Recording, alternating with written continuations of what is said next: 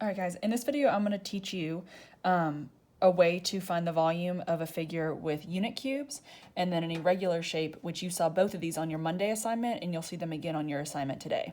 So when looking at a figure like this, the formula for volume is length times width times height, just like area is length times width. So as long as we have these three components, we'll be able to find the volume. So the length is going across, the width is how far it goes back, and your height is how tall your figure is. And in order to find those three numbers, for ones like this, you just have to count the cubes. So your length is 1, 2, 3, 4, 5 cubes. Your width goes back 1, 2, and your height is 1, 2, 3, 4. So as soon as I plug those numbers into here, I can solve to find my volume. 5 times 2 is 10, times 4 is 40. So my answer is 40 cubic units. Each of these we call a cubic unit. A lot of you guys on your Google Forms left your answer like this, which would have been the first step, but you have to make sure you actually solve and find that volume.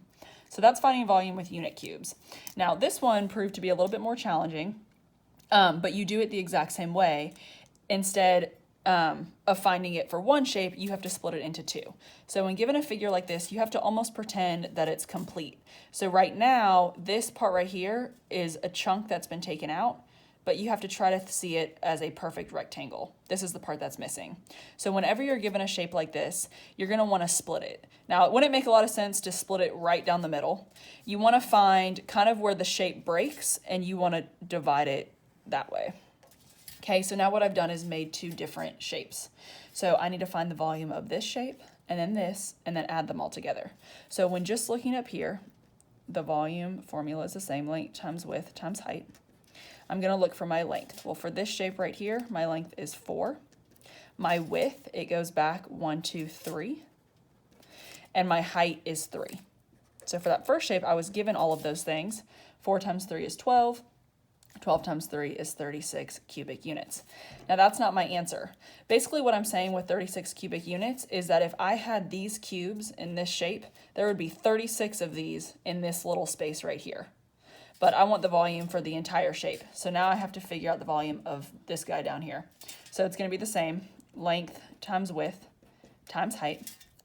All right, and when I look for the length going across, I have 3. Notice it's different from up here, because up here we had the whole shape. Down here we're missing this bottom part. So what that's saying is that if I were to continue, this would be worth 1. So this is 4, and this is a total of 4. So this bottom length is 3. My width still goes back 1, 2, 3. And this is the part that's the trickiest part. So the height of this shape down here is not 8, because 8 is this whole length, or this whole height, including up here. We're not looking right here. We're only looking here. So it's not 8. It's also not 3, because 3 is the height of just the top shape.